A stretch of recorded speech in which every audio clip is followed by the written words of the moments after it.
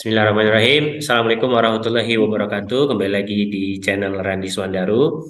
Hari ini kita sangat berbahagia pada hari Sabtu ini di akhir pekan. Kita kedatangan tamu yang istimewa, Pak Priyonggo, salah satu senior kami di InSafe yang sangat menginspirasi. Tanpa berpanjang kalam, langsung saja kita sapa Pak Priyonggo. Assalamualaikum Pak Priyonggo. Waalaikumsalam warahmatullahi. Selamat siang Mas Randi, sehat-sehat selalu. Sehat, Alhamdulillah Pak. Ini lagi di kampus ya Pak ya? Betul ini akhir weekend ya, tapi malah banyak tanggung jawab Abdullah yang bisa dimanfaatkan waktunya. Alhamdulillah komitmennya sangat tinggi nih terhadap komitmen pengajaran pendidikan mahasiswanya di sana. Pak Priyogo, mungkin beberapa kawan saya di YouTube ini masih belum mengenal Bapak secara utuh nih. Yang saya Hmm. ketahui Bapak sendiri Hmm. sekarang ngajar di UI, kemudian ada aktivitas Mm-mm. lainnya di bidang Islamic Microfinance. Mungkin boleh dijelaskan lebih jauh lagi Pak mengenai pekerjaan Bapak maupun pendidikan yang pernah ditempuh. Oke, terima kasih Mas Randi. Jadi background pekerjaan saya ini tidak terlepas dari idealisme sejak zaman kuliah, gitu ya. Hmm. Jadi di zaman kuliah itu memang saya punya sebuah keinginan bagaimana bisa menyebarkan ide-ide kebaikan itu tanpa ada batas sekat-sekat yang menghalangi. Nah, itu profesinya Hmm. salah satunya dosen pengajar ya, yang bisa kita Hmm. tekuni. Yang kedua, saya merasa dibesarkan dari lingkungan eh, saudara Muslim ya, sehingga punya niatan tergugah bagaimana mengimplementasikan ajaran agama ini dalam pendidikan di masyarakat maupun kehidupan sehari-hari ya, sehingga saya menempuh mulai dari pendidikan background S2 itu di bidang ekonomi dan keuangan syariah yang notabene pada tahun itu 2000-an itu baru dikembangkan di Inggris dan di Jerman gitu ya. Nah, saya menempuh di sana. Kemudian eh, sampai tahun 2000-an kira-kira ya, itu semakin berkembang pendidikan yang akhirnya kemudian gelora perkembangan ekonomi keuangan syariah ini bandulnya bergerak dari Eropa menuju Asia yang Hmm. dimotori oleh Malaysia ya. Yang saat itu kemudian Malaysia tahun 2006 mengembangkan pendidikan keuangan Islam yang cukup serius dengan dibangunnya INSIF. Ya. Saya masih wait and see tahun itu ya, belum masuk ke situ. Saat itu saya masih melirik pendidikan di Durham University, tapi masih wait and see dan akhirnya saya putuskan kira-kira tahun 2016 yang lalu untuk bergabung di INSIF di bidang keuangan syariah. Alhamdulillah secara ideologis ini ketemu dalam arti apa yang kita cari di dunia nyata dengan di pendidikan, inilah yang kita cari, bisa mempertemukan antara kebutuhan di akademik dan kebutuhan di industri. Yang sekarang saya tekuni di dunia pendidikan, ekonomi dan keuangan Islam di Universitas Islam Indonesia di Yogyakarta. Oke, oke. Berarti sudah berapa lama nih Pak mengajar di sana, Pak? Wah, ini udah lama, Mas. Jadi, eh, jadi kalau tidak salah itu UI ini mengembangkan ekonomi keuangan Islam itu sebelum Bank Syariah lahir. Ya, Oh, di mana Masya Bank Allah. Syariah lahir itu kira-kira tahun 92 lah, 92. UI udah mulai menggagas itu tahun 89, Hmm. awal-awal ya. Awal-awal itu saya belum masuk ya, saya belum masuk. Kemudian eh, pengembangan ekonomi keuangan Islam ini start kira-kira mulai gencar tahun 97-an ya. Setelah Ya. saya masuk di UI kerja kira-kira tahun 95. Hmm. Kemudian masuk pada tahun 2000-an ya, kita mulai menekuni lagi mengembangkan pusat pengkajian ekonomi Islam di UII.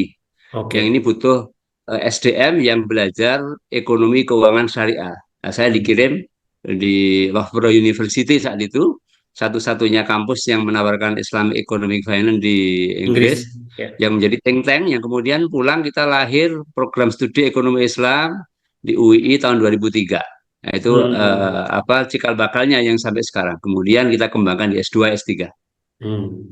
Berarti sebelum 2003 tuh nama prodinya belum Islam ekonomi gitu, Pak ya? Belum ada ya, belum ada. Hmm. Pertama kali ekonomi keuangan Islam itu salah satunya di UI tahun 2003, itu izin baru dikeluarkan oleh Kementerian Agama. Iya, iya. Yang saat itu kita mengajukan ke Kemendiknas, oleh Kemendiknas belum diakui sebagai nomenklatur keilmuan tersendiri, sehingga belum Hmm. bisa diakui. Iya, iya, Kemudian iya. kita lempar di Kementerian Agama, diterimalah oleh Kementerian Agama. Hmm. Jadi saat itu lahirlah. program studi pertama kali dengan nama Ekonomi Islam. Oke, Masya Allah. Ini pengetahuan baru juga nih buat saya nih. Jadi belajar apa genealogi ilmunya dulu nih dari Pak Priyogo nih. Ya. Nah, kemudian Pak Priyogo yang kami ketahui ya sebagai mahasiswa INSAFE saat ini, Bapak ini adalah salah satu yang dijadikan panutan, terutama kalau secara harfiah dan secara mudah saja kalau kita datang ke KMC-nya INSAFE itu disertasi Bapak itu salah satu yang paling tebal tuh. Karena memang kalau begitu saya baca, saya kaget justru saat saya baca, walaupun tebal, menulisnya itu benar-benar ringkas, dalam dan apa ya, maksudnya efektif. Nah, mungkin bahasa tepatnya efektif. Tetapi apa ya, banyak sekali gitu, tebal gitu. Jadi memang kaya gitu, apa namanya, tulisannya itu kaya gitu. Nah, sampai akhirnya Bapak dianugerahi sebagai lulusan terbaik PhD tahun lalu ya Pak ya. Nah, bagaimana eh, Pak Priyonggo, apakah memang dari awal ini men-setting dirinya untuk bisa mendapatkan anugerah tersebut, atau bagaimana dulu akhirnya bisa mencapai hasil yang demikian baik tersebut? Ini tidak terlepas dari kan Mas Daru. Menurut pengamatan saya nggak lepas dari pola pendampingan disertasi yang Hmm. berlaku di INSIF yang cukup memberikan keleluasaan kewenangan kepada mahasiswa untuk berkarya. Jadi Hmm. sebetulnya karya ini harusnya produk bersama antara mahasiswa dan dosen pembimbing ya saat itu Ya. ya yang sangat diberikan kebebasan untuk berkreasi. Hmm. Saat itu memang sebetulnya tidak macam-macam pikiran saya sederhana Mas Randi. Gimana biar disertasinya selesai dengan cepat kira-kira Hmm. gitu Hmm. sebetulnya Hmm. arahnya. Hmm. Hmm. Hmm. Tetapi tidak lepas dari idealisme. Oke. Ya, idealismenya apa saat itu? Idealismenya itu karena saya tahu INSIF ini sebuah lembaga yang punya ekspektasi produk produk tesis atau pendidikannya itu terkoneksi dengan dunia praktek atau industri. Ya, ya, ya. Sehingga saya berusaha gimana menghubungkan antara praktek dan teori itu. Hmm. Kebetulan ini saya kaitkan dengan background pengalaman saya di lembaga keuangan mikro syariah. Bagaimana kemudian kita punya kontribusi bahwa pengembangan sistem keuangan mikro di negara-negara Muslim ini tidak tercerabut dari core bisnisnya keuangan mikro. Oke. Karena kita mengamati saat ini yang terjadi dalam pengembangan ekonomi keuangan syariah itu kita ada di level pinggiran, di Hmm. periferal, nggak di core kira-kira gitu. Hmm. Sehingga waktu kemudian kita mencoba menulis disertasi itu, di awal kita ingin tahu dulu sebetulnya building block keuangan mikro itu seperti apa. Hmm. Jadi kita lihat kerangka bangunnya, ya. Kemudian di situ kita melihat pula bagaimana keuangan mikro di negara Muslim itu seperti apa. Ya. Petanya kira-kira gitu ya. Petanya seperti apa. Dan kemudian lahirlah tadi ya itu kalau bicara tebel itu nature saja lah jangan jalan nah itu udah tidak by design ya. Tidak by design. Itu memang PR kita salah satunya meringkas ya meringkas dari Hmm. sesuatu yang berbuih-buih kita ringkas jadi satu. Tetapi sebetulnya idealisme utamanya itu bagaimana kemudian sistem yang kita bangun ini tidak hanya merupakan tempelan-tempelan. Misalkan ya, saya berikan contoh ya. Eh, Salah satu tesis yang kita pertanyakan dalam disertasi itu adalah apakah lembaga keuangan mikro itu akan sustain nggak dalam jangka panjang? Hmm. Apalagi ini kita pertanyakan ada nggak hubungannya dengan Muslim mayoritas? Hmm. Apakah penduduk Muslim itu berkaitan dengan sustainabilitas rakyat miskin apa tidak? Hmm. Karena jargon-jargon yang ada di dalam agama itu kita pro kemiskinan. Hmm. Mestinya ketika agama Islam itu pro kemiskinan, maka negara-negara yang berpenduduk Muslim yang notabene itu oki, dia lebih Hmm. peduli kemiskinan. Hmm. Artinya sistem keuangan mikro lebih jalan bagus dong di situ. Mestinya logikanya Ya, begitu ya. ya, ya. Mindsetnya kita lihat itu. Hmm. Ketika enggak ada sesuatu pasti ya itu yang kita teliti di sana. Ya, ya, Kita ya. teliti betulkah sustainable itu akan berlangsung. Ketika kemudian kita mengukur ukuran sustainabilitas lembaga keuangan mikro yang di negara muslim dan non muslim dengan ukuran yang universal yang bisa diterima oleh publik, oleh dunia akademik. That's it ya, enggak terlalu banyak kira-kira itu kemudian faktor yang mempengaruhinya apa. Ya, simpel saja gitu Mas. Jadi perkara ketebalan itu by nature saja karena kita dalam bicara menyusun sebuah disertasi ya kita dari hulu ke hilir. Hmm. Kalau apa namanya kriteria jadi lulusan terbaik itu apa aja sih Pak? Karena hal apa gitu?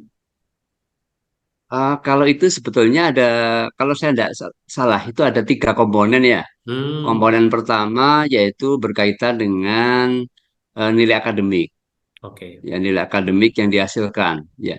Kemudian komponen kedua terkait dengan publikasi. Kemudian Hmm. komponen ketiga adalah apa karya di dalam tesis itu. Oh, Insya Allah. Jadi sebenarnya saya sendiri juga tidak menduga juga, nggak mengira masuk kayak gini dapat sih gitu ya. Karena tidak banyak juga yang saya kerjakan dibandingkan kawan-kawan yang lain. Iya, iya.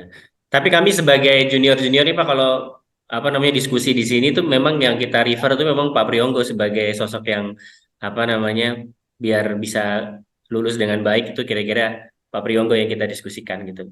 Terutama untuk teman-teman Karena PhD satu ya. hal Mas Randi yang miss ya, yang miss itu adalah salah satunya konsul waktu, Mas. Jadi yang waktu jangan Oh, ditiru lah. waktu. Jadi Oke. eh, jangan lama-lama, jangan Jangan. lama. Saya melihat sama studinya udah terlalu kelamaan. Jadi kalau Oke. teman-teman bisa target waktu lebih rigid akan lebih bagus. Tapi Qadarullah kemarin ada alasan lah Iya, COVID-19 COVID. itu menjadi salah Iya, satu iya. pembenaran. Jadi kadang kita mencari excuse saja Iya. untuk memundurkan suatu target. Tapi itu Iya, satu hal yang mungkin bagi saya jangan ditiru dengan baik. iya, iya. Teman-teman harapan saya lebih cepat lah ya dalam proses studi, targetnya lebih clear. Insya Allah, nasib Pak. Oke, berikutnya, kira-kira menurut Pak Priyonggo, tiga karakter apa sih yang mesti dipunyai oleh mahasiswa INSAFE gitu agar bisa dalam jangka pendek bisa segera lulus dengan hasil terbaik dan kemudian nantinya bisa survive di industri keuangan syariah juga. Oke, memang yang pertama itu yang terakhir dulu ya. Hmm. Jadi bahwa siswa yang baik itu yang lulus online. Jadi Hmm. teman-teman saya kira harus punya target, tidak di ambang batas 5 tahun, tapi dikurangilah targetnya. Poin pertama itu ya. Kemudian poin yang kedua saya kira ini satu juga masukan untuk kita semuanya, yaitu kita ini kan mau bermain di ranah ranah industri yang kompetitif gitu ya, Ya. yang itu selalu dinamis. Dinamika saat ini, lulusan yang baik itu diidentikan dengan kemampuan publikasi. Hmm. Bawalah nanti ke sekian tahun ke depan, tapi sampai hari ini itu kira-kira indikatornya. Jadi Itu kalau baik di teman-teman punya Indonesia dan target, Malaysia ya Pak ya, sama ya. hampir sama ya, hampir Hmm. sama ya. Hmm.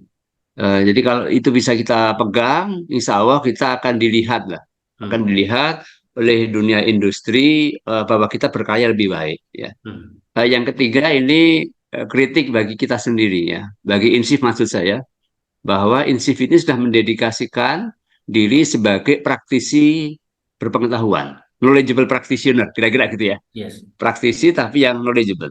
Ya. Satu hal yang saya kira jangan kita lupakan yaitu tentang idealisme Islamic Finance.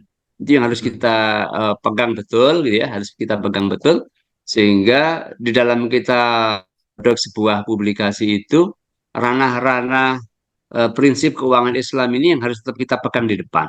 Oke. Ya, 3 poin itu saja. Meskipun secara teknis nanti saya kira satu hal yang perlu banyak teman lakukan ketika nulis itu biasanya kita ramai dalam kesenyapan, Mas Randi. Nah, itu yang saya kira Iya, iya, iya, budaya iya. diskusi ya, budaya diskusi dari maupun luring itu yang segera kita budayakan Hmm. sehingga problem solving dalam mengerjakan disertasi ini atau tesis ini bisa segera terselesaikan dengan cepat. Saya punya pengalaman selama masa studi itu kita ramai dalam kesenyapan, banyak Hmm. berpikir dalam kesendirian. Yang itu saya kira tidak waktunya lah hari ini sudah banyak media-media yang bisa kita bantu lewat forum-forum akademik, Hmm. entah itu apa misalnya Research Gateway ya atau Hmm. mungkin apa itu akademia atau Hmm. riset riset forum yang lain. Iya, iya, iya. Oke, berarti tadi lulusnya sedapat mungkin on time, kemudian publikasi, kemudian yang ketiga adalah idealisme dalam apa namanya tadi knowledgeable practitioner yang diharapkan bisa Iya. menjadi 3 karakter bagi siswa insif agar bisa menjadi yang lulusan yang baik maupun praktisioner yang baik juga setelah lulus. Nah, berikutnya Pak, setelah Bapak kan tadi Bapak bilang bahwa di insif ini kan memang ada kaitannya sangat erat dengan industri. Nah, menurut pengalaman Mm. Bapak sendiri, bagaimana koneksi yang terbangun di kampus memudahkan para alumni untuk berkiprah setelah lulus? Oke, di luar konteks formal edukasi yang kita dapatkan di INSIF, ya, INSIF ini meskipun lembaganya baru dan tidak terlalu besar secara fisik, ya, tetapi memberikan eh, cukup pelajaran bagaimana INSIF membangun komunikasi kelembagaan dengan pihak luar. Hmm. Terutama ketika teman-teman ini ikut terlibat dalam research assistant RA. Ya, itu Hmm. saya kira manfaatnya besar sekali, gitu ya. Bukan dalam arti manfaat finansial, tapi lebih dari itu, manfaat kita bisa belajar bagaimana INSIF membangun jaringan. Hmm. Sebagai sebuah lembaga yang masih kecil dan muda, tapi bisa ngeling dengan berbagai lembaga lain yang metode ini bisa kita pakai pasca kelulusan. Salah satunya itu confidential, ya. Hmm. Confident, maaf. Ya, rasa kepercayaan ini saya kira bisa kita bawa pasca kelulusan. Hmm. Bahwa dengan perasaan kita tidak punya salah, maka kita bisa menjadi mau membangun, membuka, mengetok pintu berbagai lembaga yang memang punya potensi kita ajak kerja bareng. Hmm. Nah, itu salah satu yang saya kira cukup bagus, ya. Kemudian hal yang kedua, di INSIF ini kita telah dihadirkan berbagai macam SDM, tokoh-tokoh internasional khususnya di Islamic Finance yang punya relasi cukup banyak yang bisa kita Hmm. manfaatkan, Hmm. Hmm. termasuk lulusan para doktor Hmm. yang asal dari berbagai negara. Nah, ini manfaat cukup besar sekali, ya, dari alumni yang ada yang hampir seratusan, ya, doktoral yang ada di INSIF ini sudah bergerak di berbagai kelembagaan baik kampus maupun industri dan bil khusus industri ekonomi syariah di berbagai negara yang bisa kita saling manfaatkan. Nah, mudah-mudahan informasi ini bisa menjadikan kawan-kawan belajar, tertarik, termasuk mengadopsi, ya, bagaimana networking itu bisa dibangun. Hmm. Begitu Mas Randi. Oke, baik. Yang terakhir nih, Pak Prionggo, dari kacamata Bapak, bagaimana Bapak melihat perkembangan industri keuangan syariah maupun ekonomi syariah secara umum ke depan di Indonesia nih, Pak? Terlebih kita juga sedang dalam masa peralihan kepemimpinan tingkat nasional. Bagaimana eh, prospek ke depannya nih, Pak? Oke, terima kasih Mas Randi. Jadi saya bersyukur juga tentang bagaimana gaya ekonomi keuangan syariah di Indonesia itu dibangun, yang mana berbeda dengan di negeri Malaysia atau negara lain, di mana di Indonesia itu perkembangan ekonomi keuangan syariah itu lebih banyak mengandalkan pada pasar, market driven. Hmm. Jadi perkembangan bank syariah, lembaga keuangan syariah di Indonesia ini bukan karena siapa-siapa, tapi karena rakyat kita sendiri. Hmm. Jadi apapun gejolak politik yang ada tahun depan, insya Allah tidak akan banyak efeknya. Hmm. Jadi Hmm. saya optimis itu, ya. Jadi studi kita udah punya pengalaman panjang, tidak mengandalkan keuluran tangan panjang penguasa Hmm. dalam mengembangkan ekonomi keuangan syariah. Kalau toh ada kita syukuri kira-kira gitu, ya. Hmm. Tapi Hmm. kalau toh tidak ada pun kita sudah terbiasa survival di keuangan Islam. Memang ada risikonya. Risikonya adalah bahwa pertumbuhan ekonomi keuangan syariah yang sekarang kita punya industri halal ini sekalipun tidak semelesat yang ada di negeri sebelah, di Ya. Malaysia, ya.